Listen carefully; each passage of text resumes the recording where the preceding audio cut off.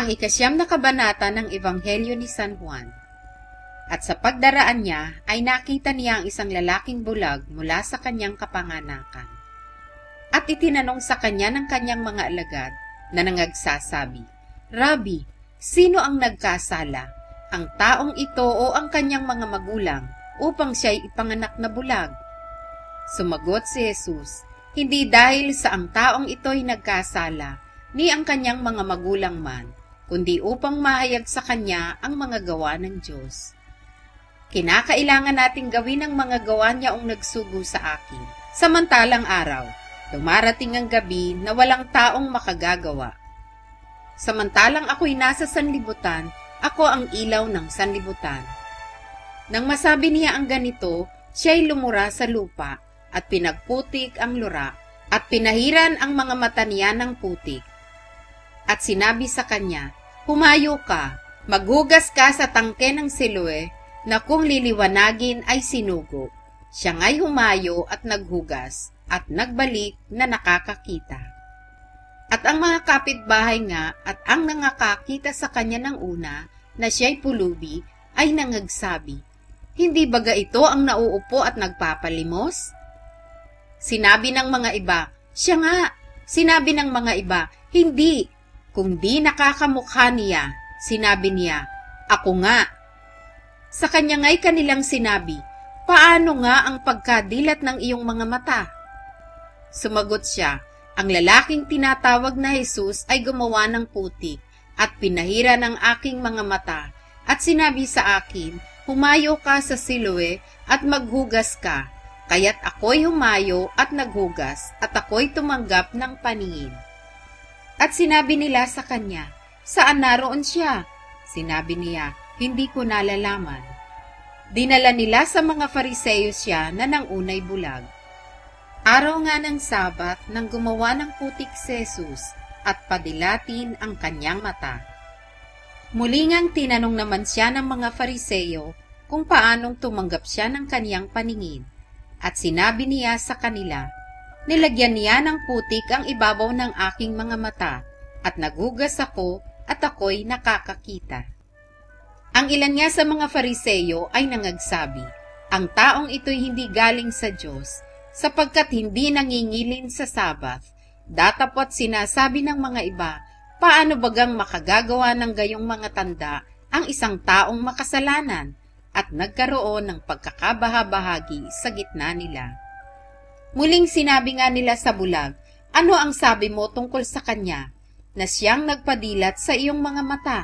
At kanyang sinabi, "Siya'y isang propeta." Hindi nga nagsipaniwala ang mga Hudyo tungkol sa kanya na siya'y naging bulag at tumanggap ng kanyang paningin hanggang sa kanilang tinawag ang mga magulang niyaong tumanggap ng kanyang paningin. At nangagtanong sa kanila na sinasabi, "Ito baga ang inyong anak na sinasabi ninyong ipinanganak na bulag? Paano ngang nakakakita siya ngayon?" Nagsisagot ang kanyang mga magulang at nangagsabi, "Nalalaman naming ito'y aming anak at siya'y ipinanganak na bulag. Datapot kung paanong siya'y nakakakita ngayon ay hindi namin nalalaman o kung sino ang nagpadilat ng kanyang mga mata ay hindi namin nalalaman. Tanungin siya, siya'y may gulang na, siya'y magsasalita para sa sarili niya." Ang mga bagay na ito'y sinabi ng kanyang mga magulang sapagkat nangatatakot sa mga Hudyo, sapagkat pinagkaisahan na ng mga Hudyo na kung ang sino mang tao'y ipahayag siya na siya ang Kristo, ay palayasin siya sa sinagoga. Kaya't sinabi ng kanyang mga magulang, "Siya'y may gulang na, tanungin siya." Dahil dito'y tinawag nilang bilang ikalawa ang taong naging bulag at sinabi sa kanya, "Luwalhatiin mo ang Diyos, nalalaman naming makasalanan ang taong ito." Sumagot nga siya, "Kung siya'y makasalanan ay hindi ko nalalaman. Isang bagay ang nalalaman ko, na bagamat ako'y naging bulag, ngayon nakakakita ako." Sinabi nga nila sa kanya, "Ano ang ginawa niya sa iyo? Paano ang pagkapadilat niya sa iyong mga mata?" Sinagot niya sila, "Kasasabi ko lamang sa inyo at hindi ninyo pinakinggan. Bakit ibig ninyong marinig uli? Ibig baga naman ninyong kayo'y maging mga alagad niya? At siya'y kanilang inalipusta at sinabi, "Ikaw ang alagad niya, datapot kami mga alagad ni Moises." Nalalaman naming nagsalita ang Diyos kay Moises, datapot tungkol sa taong ito ay hindi namin nalalaman kung taga saan siya. Sumagot ang tao at sa kanila'y sinabi, "Narito nga ang kagilagilalas na hindi ninyo nalalaman kung siya'y taga saan, at gayon may pinadilat niya ang aking mga mata." Nalalaman naming hindi pinakikinggan ng Diyos ang mga makasalanan, datapot kung ang sinumang tao'y maging mananamba sa Diyos at ginagawa ang kanyang kalooban, siya'y pinakikinggan niya. Buhat ng lalangin ang sanlibutan ay hindi narinig kailanman na napadilat ng sino man ang mga mata ng isang taong ipinanganak na bulag. Kung ang taong ito'y hindi galing sa Diyos, ay hindi makagagawa ng anuman.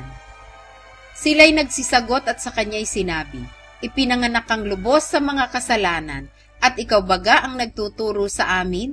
At siya'y pinalayas nila. Nabalitaan ni Jesus na siya'y pinalayas nila, at pagkasumpong sa kanya ay sinabi niya, "Sumasampalataya ka baga sa anak ng Diyos?" Sumagot siya at sinabi, "At sino baga siya, Panginoon, upang ako'y sumampalataya sa kanya?" Sinabi sa kanya ni Jesus, "Siya'y nakita mo na at siya nga na nakipagsalitaan sa iyo."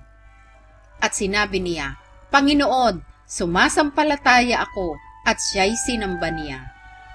At sinabi ni Jesus, "Sa paghatol ay naparito ako sa sanlibutang ito, upang ang mga hindi nakakakita ay makakita, at upang ang mga nakakakita ay maging mga bulag." Yaong mga Fariseo na kasama niya ay nangakarinig ng mga bagay na ito, at sinabi sa kanya, "Kami baga naman ay mga bulag din?" Sa kanila'y sinabi ni Jesus, "Kung kayo'y mga bulag ay hindi kayo magkakaroon ng kasalanan. Datapot ngayo'y sinasabi ninyo, kami nangakakakita, nananatili ang inyong kasalanan."